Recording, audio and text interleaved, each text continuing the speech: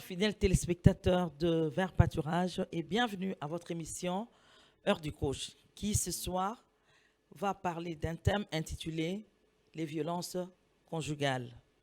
Mais loin de moi l'idée de créer un débat pour savoir peut-être lequel de l'homme ou de la femme est le plus violent, mais plutôt de susciter une réelle prise de conscience pour parler de toute la réalité des violences conjugales et domestiques afin qu'ensemble, les hommes et les femmes arrivent à l'éradiquer dans les familles et dans les maisons. Pour ce soir, je reçois, avec beaucoup de plaisir d'ailleurs, le couple Kalima, que vous connaissez déjà, le pasteur Léon et Véronique, que je salue. Bonsoir, pasteur. Bonsoir. Les deux pasteurs. Bonsoir. J'espère que vous allez bien. Ouais, voilà, grâce sur grâce. Grâce sur grâce, merci. Ouais. Ce soir, nous allons parler d'un thème qui est une triste réalité, que j'ai dit tantôt, les violences conjugales. Au quotidien, beaucoup de couples, beaucoup de familles vivent dans les violences conjugales. Et quelque part, c'est un sujet tabou que l'on n'en parle pas très souvent, mais pour ce soir, nous voulons quand même en parler, comme j'ai dit, susciter peut-être une prise de conscience afin d'aider les familles à l'éradiquer au sein même de notre société. Voilà, je m'en vais poser la première question au pasteur Léon.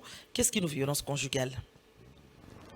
Une violence conjugale de manière lapidaire, c'est toute forme de brutalité. Toute forme de brutalité qu'on inflige à quelqu'un.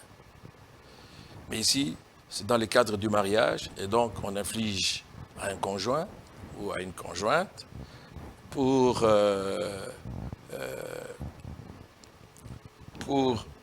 des motifs divers. Pour des motifs divers. Mais l'élément central, c'est la brutalité. Et cette brutalité cause un préjudice à la personne. Voilà, de manière lapidaire, c'est qu'une violence conjugale. Et donc c'est toute forme de brutalité. Elle peut être verbale, elle peut être physique, elle peut être psychologique, elle peut être morale, elle peut être sexuelle. Ok. Ah oui. Elle peut être aussi financière. Oui. Même financière. Ah oui. Ok, merci pasteur Léon. On va continuer après. Là, je m'en vais poser la question au pasteur Véronique. Il semble, ce n'est pas moi qui le dis, il semble que ce sont plutôt les féministes qui ont ouvert les yeux à la société pour parler de violences conjugales. Les féministes. C'est le féminisme qui a aidé la société à déceler les violences conjugales. Effectivement, c'est le féminisme qui a aidé la société à ouvrir les yeux sur les violences conjugales. Parce que la plupart des temps, on n'en parlait pas. On n'en parlait pas et il y avait des femmes. En général, les brutalités, souvent, c'est sur la femme. Souvent, ce sont les femmes qui sont victimes. Souvent, sur les femmes qui dans sont la victimes. majorité des cas. Alors, la plupart mais n'en n'empêche parlaient que les pas. violences soient de deux côtés. Oui, c'est des deux côtés. Il y a des moments où c'est vraiment des deux côtés. Mais il y a des moments quand les violences étaient sur la femme, on n'en parlait pas. Et la femme elle-même qui était victime n'en parlait pas. Mais alors, je crois que c'est effectivement les féministes qui ont ouvert les yeux aux gens. Vous voyez, non, il faut regarder de ce côté-là. Souvent, il y a des violences dans les couples, dans les ménages, dans les familles. Les familles, oui. C'est ça. C'est ça. Et les féministes, là, ils ont ouvert les yeux d'un seul côté, pasteur. Ils n'ont pas regardé du côté des hommes. Hein, non. Ouais, majoritairement. Je crois qu'ils ont regardé plus du côté de la personne fragile, délicate, c'est-à-dire la femme. Et effectivement, la plupart des victimes, ce sont des femmes. La plupart des victimes, ce sont des femmes. Mais ce qui se passe entre les quatre murs, généralement, c'est secret, on ne sait pas. Il y a des hommes aussi qui sont violentés effectivement. Journellement. Parce que je ne voulais pas que ce soit qu'on soit féministe. Quotidiennement. Je voulais vraiment pas qu'on soit féministe ce soir. Oui. Oui. Non, vous avez raison. Oui. Vous avez touché un mot. Au départ, quand vous avez introduit les sujets, quand vous avez dit qu'il s'agit d'un sujet tabou, effectivement, c'est un sujet tabou. Des deux côtés. Du côté de l'homme et du côté de la femme. Un homme qui est violenté, il ne va pas le dire. Il préfère garder parce que, bon, s'il fait sortir ça, ça risque de le diminuer davantage. De la davantage. même manière aussi, une femme aussi qui est violentée aussi se tait. Et de l'autre côté encore, voilà. les enfants violentés se taisent. Les enfants violentés se Se taisent. Que- Alors, c'est un drame. Il faut dire que la famille, c'est quelque chose que l'on doit protéger le plus possible parce que il y a des conséquences, Mais c'est comme un huis clos où se passe beaucoup de choses. Hein? Ah oui, La famille, c'est pas ça, la beaucoup de choses. maison.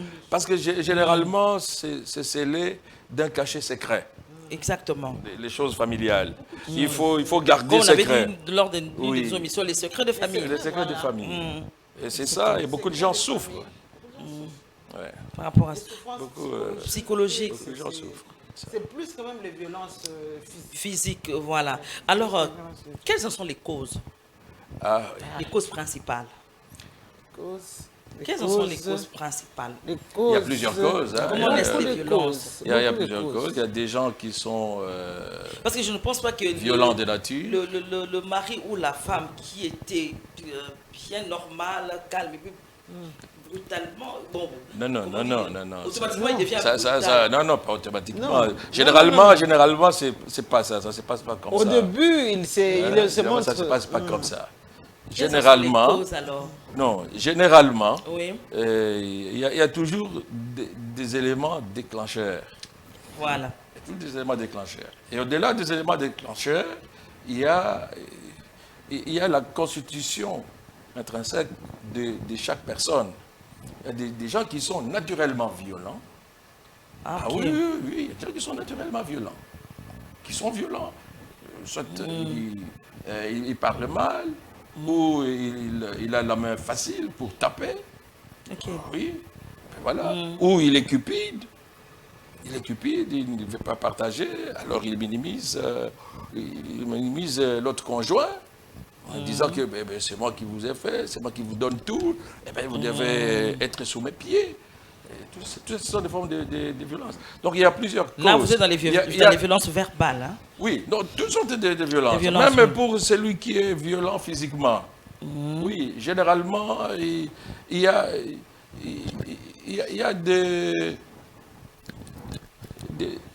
au niveau de la personne, de la constitution même de la personne. Oui. Ah oui. Il y a des gens qui ont des propensions pour la violence physique et tout ça.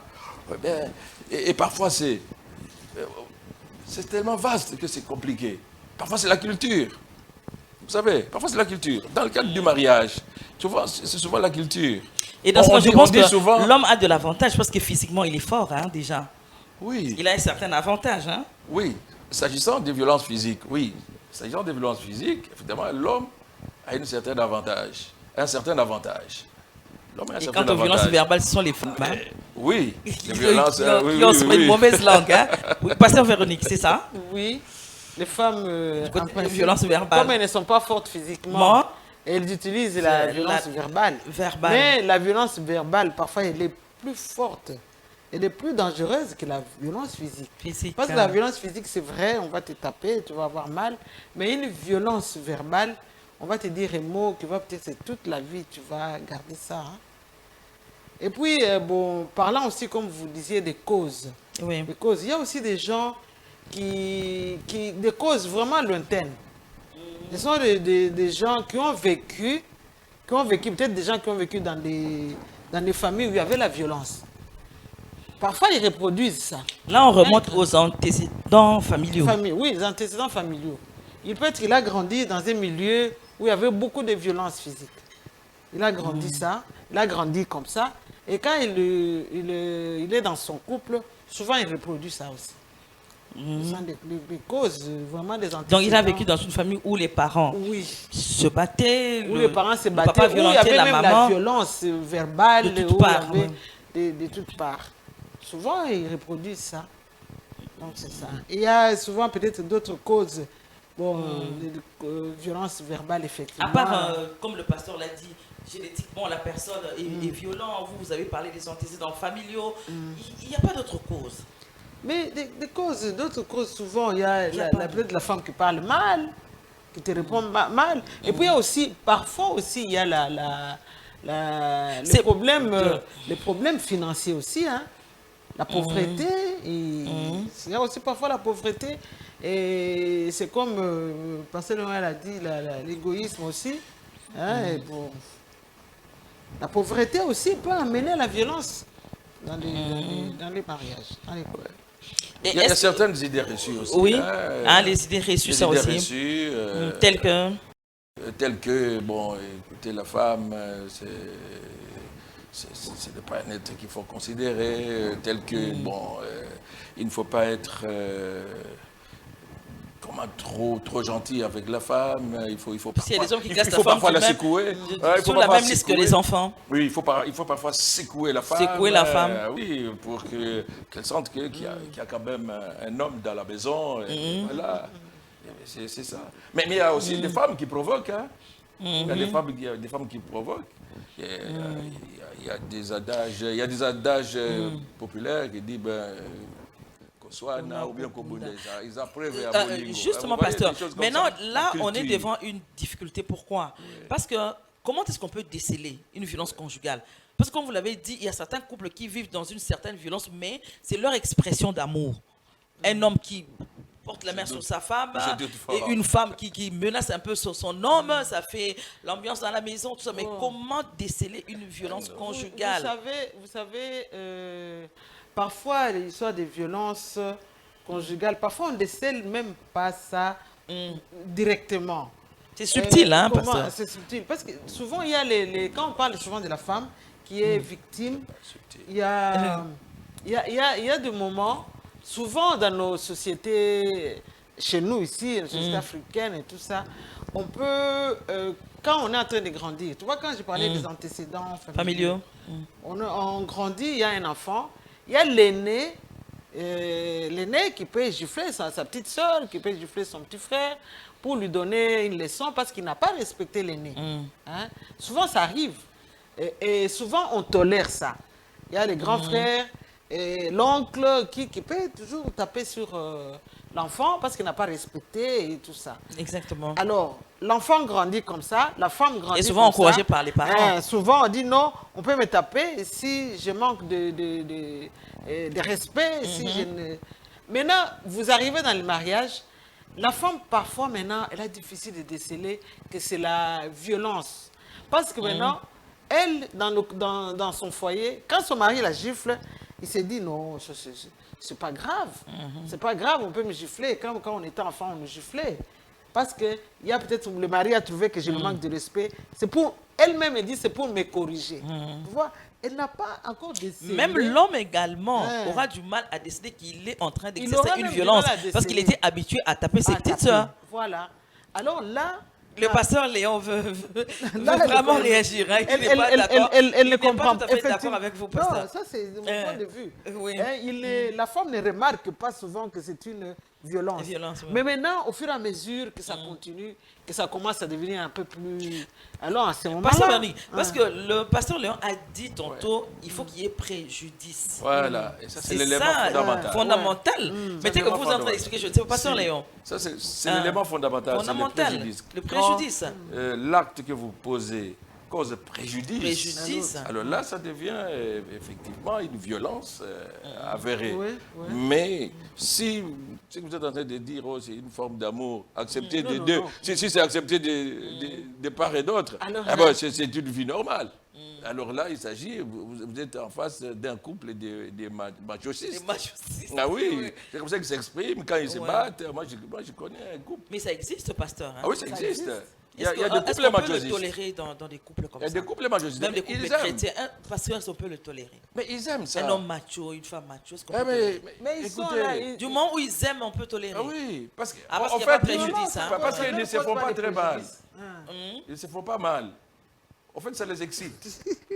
Quand ils font ça les excite. En fait, le fait d'avoir mal, c'est bon. Ah oui, ça les excite. Ils ne se blessent pas. Mais ils savent, ils se tapent de certaine manière. Mais c'est pas bon. Là, c'est la violence physique et tout ça. Mais quant à la violence morale ou financière et tout ça, non, là, je ne pense pas qu'il y ait des catégories de gens qui aiment ça. Non. La violence physique, c'est compliqué. C'est très compliqué. Mais dès qu'il y a préjudice, oui. là, Il y a pas... L'acte est consommé. L'acte est consommé parce que ça ne fait pas plaisir à quelqu'un. À quelqu'un, oui. Non, ça ne fait pas plaisir. Ça fait mal. Quand ça fait mal, c'est mauvais. Et c'est mauvais. Ouais. Et maintenant, comment est-ce que vous pouvez orienter les femmes et les hommes également qui subissent ce genre de préjudices? Parce que, tel que vous donnez les enseignements dans les couples, la famille c'est un huis clos. Ouais. Où les choses ne se disent pas. Tout haut, on ne sait pas rapporter les choses. Dans la famille, au quartier, on ne sait pas dire les choses qui se passent à la maison, ailleurs. Et comment régler ce genre de problème? Pendant que la personne subit un préjudice, mais ne sait pas le dire. Oui, mais il faut que la personne parle. Oui. Si elle ne le dit personne doit pas, parler. si elle ne le dit pas, c'est compliqué. Là, on rentre dans les combats de la femme pour dénoncer les Oui, violences. si elle ne le dit pas, non. Là, la seule issue pour nous, les pasteurs, Oui. c'est quand nous prêchons ou quand nous organisons des rencontres des couples ou des séminaires des couples. Là, on peut évoquer ces cas, les cas de violence conjugale. Et vous êtes à l'aise quand vous l'évoquez au niveau de Mais oui, bien l'Église. sûr, parce qu'il faut dénoncer cela. Dénoncer. Il faut dénoncer cela. Si beaucoup d'églises Là ne où le il y a font pas, l'amour, là où il y a l'amour. Beaucoup des églises ne le font pas. Oui, là où il y a l'amour, il doit y avoir la joie, il doit y avoir la paix. Quand on parle d'amour. Or, les mariages, c'est le cadre idéal où doit s'exprimer l'amour. Et s'il y a la violence, eh bien, ça vient détruire l'amour. Ça détruit vraiment considérablement l'amour. Et il y a des hommes et des femmes qui sont violents. Et qui sont violents. Dès que vous êtes trop violent, c'est que vous n'aimez pas le mariage. Ah oui. Peut-être c'est une expression pour la personne qui exerce cette violence. Comme on dit, il y a des hommes qui disent que non, voilà, je voulais seulement la corriger. Une violence faite à une femme. On ne corrige pas. En faisant mal. On ne corrige pas une femme. Mais justement, il faut que vous sentiez cette douleur-là pour vous corriger. Il y a des gens qui disent, oui, c'est vrai, qui aiment bien, châtie bien. Châtie bien, voilà. Qui aiment bien, châtie bien. Il y a même un proverbe, proverbe 3, je crois, verset 12, qui dit l'Éternel châtie celui qui l'aime, voilà. comme un père châtie son fils. Mais dans le cadre du mariage, la femme n'est pas une fille, ou entre parenthèses, un enfant qu'on châtie parce qu'on l'aime. Non. Au contraire, ni l'homme n'est pas un enfant qu'on va châtier. Non. Dans le mariage, c'est les ciments, c'est l'amour. C'est ça les ciments. Et la parole de Dieu dit dans Ephésiens 5, Ephésiens 5, verset 25, et là, la parole de Dieu est claire, elle dit, Marie, aimez vos femmes comme Christ a aimé l'Église jusqu'à se donner lui-même pour elle. Alors, est-ce que Christ a déjà frappé son Église? Non. C'est comme ça que nous, les hommes, devons traiter nos femmes. Et la parole de Dieu poursuit jusqu'à la rendre glorieuse, sans tache. Nous devons tout faire pour soigner nos épouses, qu'elles soient sans tache, sans gonflement, sans des égratignures. Pasteur, c'est bien beau tout ce que vous dites là, mais ça doit être beau. C'est la triste réalité de beaucoup de couples. Dans beaucoup de maisons, de beaucoup de familles, c'est la triste réalité. Maintenant, pour des cas précis, qu'est-ce qu'il faut faire après avoir dénoncé? Comment est-ce que vous pouvez orienter ce genre de couple? La personne vient dénoncer une femme, il y a un homme qui vient dénoncer au niveau de l'église. Parce que du côté de la loi, il n'y a pas de problème. C'est érigé en infraction. Du côté de la loi, le législateur a réglé ce problème-là à sa manière. Mais nous, on est à l'église. On est à l'église, la parole de Dieu est là. De l'autre, d'un côté, et la violence de l'autre. Qu'est-ce qu'il faut faire? Un homme, une femme qui vient dénoncer. Après avoir dénoncé, quelle orientation vous donnez? Il faut d'abord connaître l'origine de cette violence. Parler, les écouter d'abord. Origine, oui, vous connaissez. L'origine. Parce qu'à chaque action... Pasteur, quelle que soit l'origine, quelle que soit la faute commise par l'autre, soi-disant pour exercer cette violence, je pense qu'il y a toujours une cause. Après, mais exercer une violence, c'est pas ça régler le problème. Non. On ne règle pas les problèmes par la violence. Mais quelqu'un qui vient dénoncer maintenant, bien que la personne soit en faute, fautive, bon, on prend le cas où la personne est fautive. Mais entre-temps, elle subit une violence. Vous voulez qu'on punisse les coupables? Vous allez faire? On donne des conseils. On donne des conseils sur la manière de vivre. On donne des conseils. On prie. Parce que la violence, c'est en fait une expression qui n'est pas de Dieu. c'est satanique, parce que Satan, lui, il ne vient que pour voler, détruire, égorger. C'est un peu comme quelqu'un qui égorge, n'est-ce pas? La violence. C'est satanique. Et donc, il faut prier. Vous avez parlé de la prière. Il faut prier. Pasteur Véronique, vous pensez que Et les conseils. seule la prière suffit? Mais tu sais que la prière, c'est la première des choses qu'on doit faire quand il y a un problème. Ce n'est pas qu'on va recourir à la prière après. Non, voilà. On commence d'abord par la prière. On commence par la prière. On conseille les gens. Mais si on voit bien que ça continue, on ne peut pas, parce que les violences peuvent amener même à la mort. Exactement. Ça peut amener même à la mort.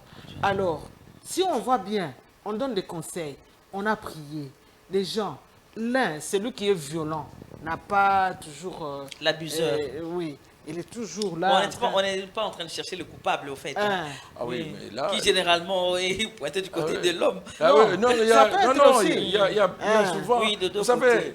nous, quand nous... Si, Oui, ma femme termine d'abord. Oui. si à la fin, on trouve que non, il y a même quelqu'un qui peut être en danger, tout ça, on peut même les séparer pour un moment. Ça, c'est On une peut voie de même, sortie. oui, on peut même le séparer un moment, on dit non, pas aller jusqu'au divorce. Non, on va dire non, on va continuer à prier, nous continuons à prier, mais on peut se séparer d'abord, ou bien on prend la femme, elle va peut-être chez les parents, elle reste d'abord là, le temps qu'on est en train de prier, et comment, parce que le Seigneur va toujours régler le problème.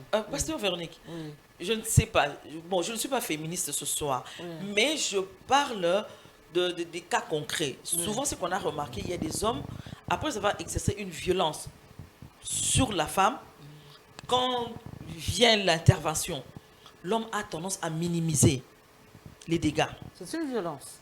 L'homme a tendance à minimiser les dégâts. Et là, c'est encore une sorte de violence. Ça devient même une manipulation. Il fait semblant comme si de rien n'était, que tout va bien. Il commence à appeler sa femme ma chérie, devant même les conciliateurs. Les gens qui sont venus les réconcilier. Il fait semblant comme si de rien n'était. Pasteur Léon. Oui. Non, C'est vrai, c'est une attitude normale. Même un voleur, même un assassin, la première Mais là, chose... vous êtes en difficulté en tant que conseiller conjugal. La première vous chose à faire... en difficulté, vous allez dire, bon, ils vont bien, tout va bien. Non, nous avons le Saint-Esprit. Vous savez déceler... Pas nécessairement. Nous savons comment l'homme se comporte, non? Ouais. C'est comme même un juge. Un juge, c'est comment la personne se comporte. Il y en a qui sont promptes à demander pardon. Hein. Oui, il y en a qui sont S'agenouiller promptes devant à la demander femme. pardon. Mais nous, en tant que conseillers conjugaux, nous ne sommes pas des juges. C'est ça la différence. Nous écoutons, nous donnons des conseils, nous prions, nous orientons. Mais, vous savez, généralement, il y a ce qu'on appelle les transferts des culpabilités. C'est-à-dire C'est-à-dire que la personne, il va commencer à se justifier. Voilà, si j'ai fait ceci... J'étais, par exemple, dans un couple où il y avait cette violence conjugale à répétition. Oui. Alors l'homme qui dit, papa, regarde, votre fille ici, elle me provoque. Chaque fois qu'elle me provoque, elle sait que je suis violent. Elle sait que de nature, je suis violent. Et elle me provoque, et elle me regarde en face, comme pour me défier. Elle sait que je suis violent. Et donc, comme elle me défie, moi, je la frappe. Vous voyez? Vous voyez? Il dit, elle me provoque. C'est une réaction à un comportement. Voilà, il dit, elle me provoque. Elle m'injurie. Elle me traite de tous les noms. Oh, batanga, batanga, peyo. Moi, j'écoute. OK? Des choses comme ça. Donc, elle-même, elle pousse l'homme à la violence. Elle pousse l'homme. Elle commence par une violence verbale. Et la réaction, c'est une réaction physique. Une violence physique. Vous voyez, les gens font ces transferts de culpabilité pour dire que donc, le coupable, c'est pas moi. C'est l'autre. Le coupable, c'est l'autre qui a provoqué. Vous voyez ça? Est-ce que la personne était obligée de frapper? C'est ça aussi. Quand on vous provoque, vous pouvez passer outre. Exactement. Vous pouvez vous éloigner. Pourquoi il doit y avoir des échanges dans le couple? Il faut voir, quand l'autre monte, il faut baisser le ton. C'est comme ça, ce sont les conseils que nous donnons. Quand vous voyez que votre conjoint est fâché, et il lève les tons, vous baissez les tons. Parce que si vous aussi vous faites monter les tons, vous élevez les tons, mais c'est fini. Il y aura un choc. À un moment donné, il y a quelqu'un qui va porter la main sur l'autre. Et généralement, les violents, psychologiquement, ce sont des gens qui sont faibles. Psychologiquement. Parce qu'ils ne savent pas se retenir. Ils ne savent pas se contenir. Ils ne savent pas encaisser. Et donc, psychologiquement, ils sont faibles. Et la seule défense, c'est dans la violence. Et puis, oui, Pasteur Véronique. C'est dans la violence. Ils ne savent pas non plus comment convaincre par la parole. Oui. C'est pas quelqu'un qui, effectivement, il est faible et il ne sait pas comment convaincre par la parole. Alors, il use de la violence. Il va maintenant la violence. Pour se faire entendre, malheureusement. Malheureusement. Ce qui n'est pas un bon moyen recommandé d'expression dans le couple. Oui. Alors, Pasteur Véronique, là, on prend le cas d'une personne qui est réellement victime des violences conjugales. Vraiment victime. Comment est-ce que cette personne-là peut... Comme vous avez dit que tout se règle par la prière. C'est vrai, on va prier. Mais entre-temps, la personne souffre et la personne est déséquilibrée du côté émotionnellement, la personne est déséquilibrée et tout ça. Vous pensez vraiment que seule la prière peut régler le problème, pour faire sortir cette personne-là de cette situation? Oui. Parce que le moral est touché. Psychologiquement, la personne est touchée. Oui. Tu sais que, c'est comme j'ai dit tout à l'heure, la prière, c'est la toute première chose à laquelle on doit recourir. La prière. Parce que je sais que avec la prière, on peut régler beaucoup de choses. Mais alors maintenant, il faut voir si, avec la prière, comme j'ai dit tout à l'heure, avec la prière, il n'y a rien qui change. Hein? Parce que peut-être que le Seigneur a parlé à l'un d'autre, mais la personne ne fait pas cas. Tu vois, il ne fait pas cas, il est toujours violent, l'autre est victime et il souffre. C'est pourquoi j'ai dit tout à l'heure, on peut momentanément les séparer. Quand on les sépare, on continue à prier. On continue vraiment à prier pour que le Seigneur puisse faire quelque chose. Mais si, à la fin, on voit bien qu'il y a il y a un qui peut même mourir, parce que la violence amène même à la mort. Non, si on ne peut pas laisser quelqu'un qui risque de perdre sa vie dans un couple, parce que, non, si ça ne marche pas, on les demande de se séparer. Et dans ce cas, vous demandez aux victimes de dénoncer, surtout les femmes. Oui, c'est ça, la victime doit absolument dénoncer. On ne doit pas garder, silence, on doit dénoncer. Si vous trouvez que ça ne marche pas, il faut vraiment dénoncer. Là, le huis clos de la famille tombe. Non, mais ça c'est pour On dénonce auprès de qui? C'est ça aussi. Là, c'est un autre problème. Le pasteur dit on dénonce auprès de qui? Si on dénonce auprès des responsables de l'Église, là, ça va. Pasteur, vous oubliez que les violences conjugales sont érigées en infraction. Oui. Donc, vous recommandez aux gens de se limiter au niveau de l'Église. C'est mieux.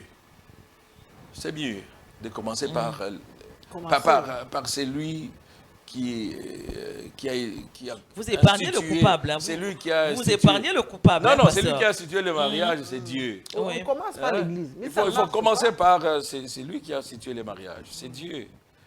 J'étais en train de vous suivre quand vous parlez de prière, mais la prière, c'est quelque chose de fondamental. Vous commencez d'abord par Dieu. C'est Dieu qui transforme. En fait, qu'est-ce qu'on veut? La finalité, c'est quoi? C'est pour qu'il y ait harmonie, non? Oui. Qu'il n'y ait plus de violence. Oui. Et pour arriver à l'harmonie, il faut aller vers celui qui a institué le mariage. Comme ça, il va vous donner des techniques. Parce que les modes d'emploi, peut-être que vous n'avez pas bien lu les modes d'emploi concernant le mariage. Il y a beaucoup de mariages qui piquent du nez parce que les conjoints n'ont pas été préparés. Tout simplement, ils sont en train de reproduire ce qu'ils ont vu faire auprès de leurs parents. Ils ont connu des parents violents, maman ou papa violents. Eh bien, eux aussi répercutent. Hein? Ils reproduisent cela. Mais auprès de Dieu, Dieu vous donne les normes du mariage. Mais en cas des violences récurrentes. Oui, écoutez. En cas des violences récurrentes. Écoutez. C'est la vie de quelqu'un qui est en danger. Oui, il ne faut jamais se décourager. Il ne faut jamais se décourager. Il faut continuer à prier, à demander conseil. Les conseillers conjugaux sont là pour ça. On va prier, on va venir, on va vous donner des conseils. À un moment donné, ça va s'arrêter. Mais si, d'aventure, ça continue, et que ça devient insupportable, oui, là, on peut aller au niveau de la justice des hommes. Et là, c'est normal pour vous protéger parce que là, il y a quand même une vie qui est en danger. Oui. Oui. Non seulement une vie qui est en danger, mais parfois, vous savez, les violents, ils ne s'arrêtent pas seulement à la femme. Dès qu'ils frappent la femme, parfois, il va jusqu'aux enfants. Hein. Il répète qu'il frappe aussi des enfants. Et puis les enfants s'y voient. Hein. Vous êtes en train de les traumatiser. C'est quelle génération que vous allez léguer? C'est une génération qui est complètement déréglée. Déréglée, qui ne vit que des violences. Vous savez qu'actuellement, il y a une femme sur 10 dans le monde qui subit les violences. Les violences, oui. Les violences conjugales. 10, je crois même c'est 2 Non, ou non. 3 femmes sur 10. Non, une femme De sur plus en 10. plus, hein, pasteur. De plus en plus. Le pasteur Véronique peut avoir raison, de plus Oui, en Non, plus. il ne faut pas non Sur plus 10, c'est quoi, exagérer. peut-être sur Faut 5, pas- sur 2. Vous savez, et On on n'est n'a pas jamais, féministe, hein, mais et ce on sont n'a les jamais, statistiques, pasteur. et on n'a jamais Ce sont fait des des statistiques. On n'a jamais fait des statistiques. C'est vrai que du côté des sur hommes, ça monte aussi. du côté des hommes. Ça monte aussi du côté des hommes, ça c'est Les vrai. hommes sont également de plus en plus victimes. Victimes, voilà. Oui, ils sont de plus en plus victimes de violences conjugales. Pour des femmes qui sont plus ou moins indépendantes, Ils sont hein, actuellement. humiliés Oui. jour et nuit par leurs femmes. Mais ça, c'est une violence très Qui très se grave. retrouvent en position de force matériellement. Oui, pendant que une l'homme femme qui n'a a beaucoup d'argent d'argent, et qui démonte, qui injurie son mari, et qui traite son mari de rien, de moins que rien, Moins que rien, ouais. qui partout, dans tout le quartier, on sait que ces gars-là, c'est un gigolo, il vit qu'aux dépens de la femme. Vous voyez ça? C'est une violence qui fait très, très, très, très, très, très mal. Très, très, très mal. Et puis, vous savez, cette histoire de violence conjugale, Oui. des violences conjugales, il faut traiter ces dossiers avec beaucoup de réalisme, sans passion. Sans passion. Il ne faut pas penser que la femme, c'est un être faible. Non, ce n'est pas un être faible. Je suis contre ça. C'est peut-être un être délicat, mais pas faible. La femme a beaucoup de force. Ah oui, oui, beaucoup de force morale, beaucoup de force psychologique. Pas physique, Et pourquoi pas physique? Il y en a qui sont physiquement Mais- fortes. mais- hein. mais Il y en a regardez qui ce font qu'elle des est. violences sur les hommes. Ils collent un homme. Ah oui, Il y en a oui, qui sont oui. fortes. Tiens, vous savez, Peut-être pas c'est nombreuses, tout simplement parce que on leur dit, bon, vous êtes une Est-ce femme. qu'un homme peut dénoncer une violence vous êtes- conjugale, pasteur? Hein? Un homme, est-ce qu'il peut être... Tout est Il secret, faut pas. parce que même C'est les... ça. Est-ce Il qu'un peut homme aussi peut dénoncer? Mais oui. Mais là, ça le fragilise. Hein, et on dit, mais ça, c'est quel genre d'homme? Ah oui, Il se plaint. C'est ça aussi, c'est pourquoi là, il va s'éteindre. C'est pour cela Un homme, c'est difficile de c'est pour ça dénoncer qu'on une n'arrive pas à violence. faire les statistiques. C'est pour ça que je vous ai dit, c'est un dossier énorme, c'est un dossier... c'est un dossier qu'il faut examiner sans passion. Sans- Ah oui, les violences conjugales. Mais la violence sexuelle, par exemple, dans le couple, il y a Et des ça, femmes, je- il y a des je femmes voulais aussi qu'on qui en sont parle très, aussi, qui sont voilà. très, qui sont très Surtout violentes. que ce sont des choses qui se passent en intimité. Ah oui, où en il n'y a que intimité. l'homme et la femme, Ah oui, oui. même pas les enfants. Ah oui, oui, Ça oui. se passe dans un lieu secret. Ah oui. Alors comment déceler cette violence-là? Ah oui. Mais c'est... Parce que beaucoup se justifient sur le nom des fantasmes, Ouais. de l'excitation, tout ça. Quelqu'un peut se justifier facilement. Alors la victime en souffre pour dire que non, moi j'en souffre, mais pendant que lui, il se sent bien dans ça. Et comment départager un couple pareil? Ah oui, nous sommes contre. Moi, je ne peux pas aller au-delà de ce que je fais, hein, c'est-à-dire dans le cadre de l'Église. Dans le cadre de l'Église, il y a tout. Il y a tout. Là, vous C'est-à-dire, obligez les couples à dévoiler leur intimité, hein, pour déceler les violences conjugales. parce que quand ça ne Ils marche seront pas, obligés. Quand ça ne marche quand ça pas, ne marche seront pas, obligés de dévoiler il leur faut pas. intimité. Oui, il faut pas parce que vous pouvez, Avec des vous précisions, pouvez en hein. mourir. Ah oui, Oui. vous pouvez en mourir. Vous savez qu'il y a beaucoup de cas de maladies dues au stress. Le stress, les privations, les frustrations, ça crée des maladies. Des Il y a beaucoup maladies, de exactement. maladies psychosomatiques. Exactement. Toutes ces personnes qui sont malades, ils souffrent de gastrite, ils souffrent d'hypertension, ils souffrent d'hypotension, ils souffrent de diabète, ils souffrent de ceci ou cela. C'est souvent dû aux frustrations. Et les frustrations peuvent venir de la chambre, peuvent venir du lit. Vous avez une femme qui vous injurie, qui vous dit que vous êtes nul au plan sexuel, vous êtes nul, et qui vous oblige à faire des choses, bon, naturellement, vous ne pouvez pas. Oui, vous ne pouvez pas faire. Vous voyez? Il y a aussi des hommes aussi qui regardent, après avoir regardé le film porno, ils veulent appliquer ça sur or, les films porno sont d'une violence extrême. Extrême, voilà. Ce n'est pas ça. Et ce n'est pas biblique, hein, pasteur. Non, là, je c'est voudrais pas vraiment que biblique. vous puissiez vous adresser à nos téléspectateurs, c'est pas biblique. Les gens qui nous suivent, pasteur, il faudra... Oui, c'est un péché. Oui. C'est un péché, parce que la parole de Dieu dit que, dans Psaume 101, je crois, verset 3, que mes yeux ne verront pas des choses infâmes. Je ne mettrai pas devant mes yeux des choses infâmes. Je n'ai pas le verset, j'ai cité des mémoires comme ça, je crois. Psaume 101, verset 3, je pense. Oui. Bon, on peut toujours corriger. Mais c'est ça. En fait, la pornographie, c'est quelque chose de mauvais. Parce que ça vient du mot grec, pornéa. Pornéa, signifie déjà un dérèglement sexuel, débauche sexuelle, sans limite, prostitution. Oui, c'est ça, pornéa. Alors, c'est ça l'origine des mots pornographie.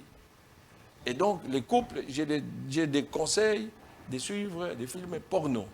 Les films porno, c'est vraiment diabolique. C'est pour faire... Ah oui, il y a des couples qui imposent. Enfin, un des conjoints impose à l'autre de faire comme il a vu dans le film pornographique. C'est une violence grave.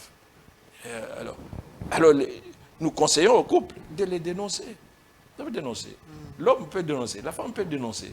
Et puis on va les amener. Pendant qu'à la maison, l'abuseur, entre guillemets, lui ordonne de ne rien dire, de ne rien dénoncer. Et la victime est coincée. Ça, c'est la manipulation. Voilà, ça c'est la manipulation. Une sorte de violence encore. Mais oui, c'est aussi une sorte de violence. Des violences. Oui. Et on se cache derrière la soumission. Oh, la femme doit être soumise. La femme doit être soumise. Non, ce n'est pas ça la soumission. D'abord, la parole de Dieu est claire. Il dit nous devons nous soumettre les uns aux autres.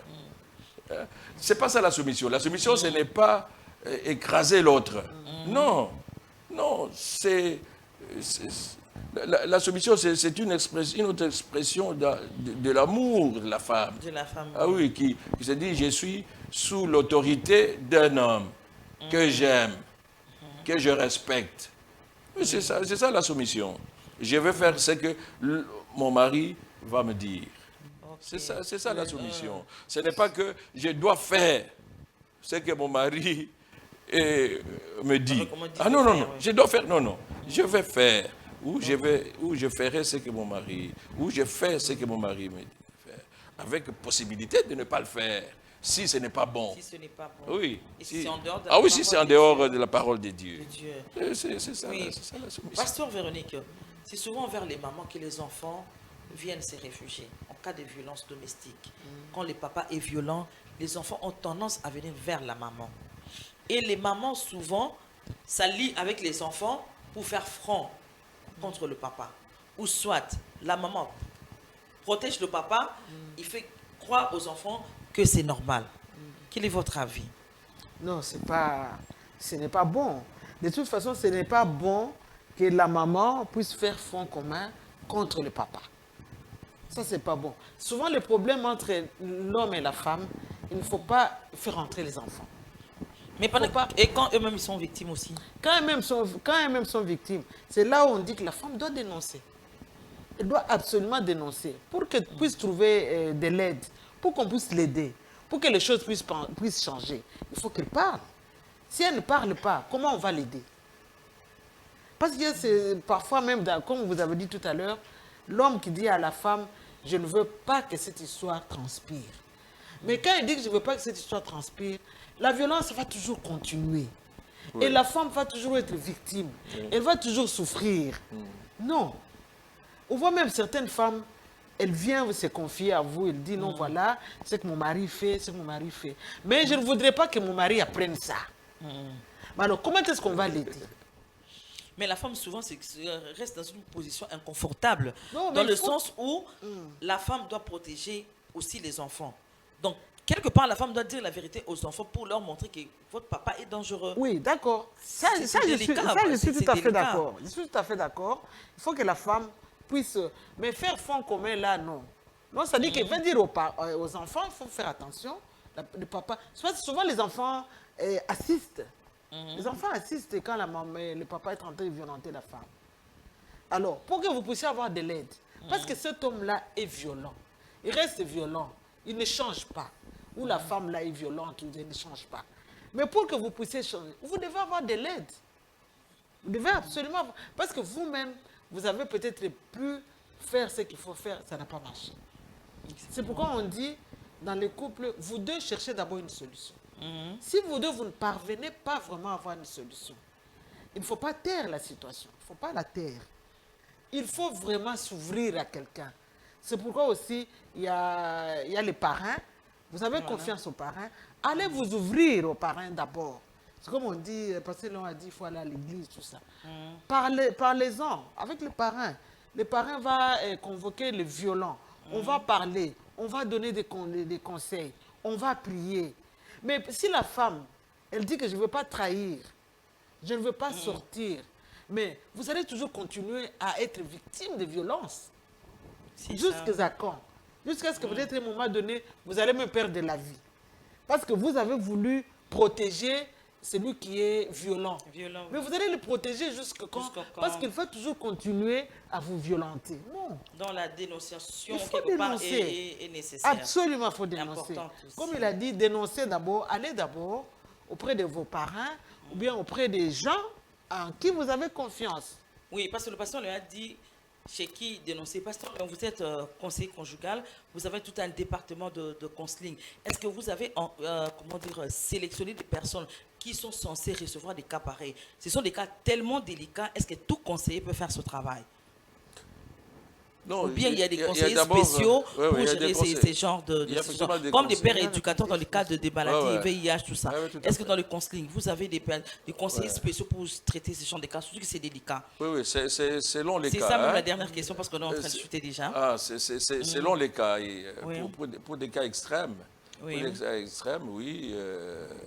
là, il faut effectivement, pour des cas récurrents, là, il faut effectivement des conseillers spéciaux, des conseillers bien spirituels. Formés. Oui, je sais que celui-là est spirituel et que lui-même soit un modèle. Et il est le modèle.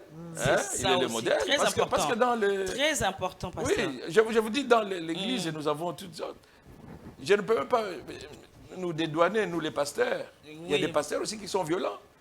Et les jours des cultes, il est très saint, il est très religieux et tout ça. Mais dès qu'il arrive à la maison, il est violent. Ça touche tout le monde, hein, ça touche tout le monde. De violence conjugale. Oui, ça touche tout le monde. Ça n'arrive pas qu'aux autres. Ça arrive à beaucoup de gens. Ça peut arriver à tout. Alors, si ça devient très spécifique, là, je peux le diriger vers les conseillers juridiques. Les conseillers juridiques, parce que là, il y a des aspects de droit et tout ça. Il faut que la personne connaisse ses droits. Le droit, exactement. Oui, donc connaître ses droits. C'est fondamental. Nous, l'Église n'est pas là pour abrutir les gens. Oui. Non. Il doit connaître surtout ça. Ah oui, il doit connaître ses droits. Et après, donc, les droits et les obligations et les conséquences de l'acte. On va appeler le mari aussi, pour qu'on lui dise, voilà ce que vous avez fait, voilà ce qui peut vous arriver. Un danger, La loi congolaise est très sévère. Oui. S'agissant de violence, on peut tout vous arracher. Ah oui, on peut tout vous arracher. On n'est pas encore arrivé au niveau des Occidentaux, où on met les 500 mètres, l'homme ne peut pas s'approcher, on n'est pas encore arrivé. Voilà, pasteur, les 100 mètres, on n'est pas encore arrivé. C'est parce qu'on ne dénonce pas. Ah bon? Ah mais bien sûr, ça existe. Oui. Ça, j'aimerais bien l'entendre. Ça existe. J'aimerais bien l'entendre. Et je pense que prochainement, on aura un juriste sur le plateau. On va aborder cet aspect-là juridique des violences conjugales. En tout cas, on exige. Ok. Les violences sexuelles sont une mort silencieuse. C'est pour cela qu'on n'en parlait pas. Ah, ok. D'accord, en tout cas, merci, pasteur. Vraiment, on a fini, mais on n'a pas fini. Il y a beaucoup de ce qu'on a réglé sur notamment l'aspect juridique prochainement. On va prendre un juriste sur le plateau qui va nous parler des aspects juridiques des violences conjugales et comment est-ce que l'Église donne des pistes de solutions parce qu'il y en a. Et pour vous rassurer, chers téléspectateurs, ayez confiance en l'église de Mangembo, au département de consignes, parce qu'il y a des gens bien formés pour s'occuper des cas pareils. N'hésitez pas à dénoncer et à dénoncer des vraies violences conjugales, que ce ne soit pas une porte de sortie pour certains couples. Quant à moi, je vous dis au revoir. Nous allons nous retrouver la semaine prochaine sur la même chaîne. Portez-vous bien dans vos maisons. Au revoir.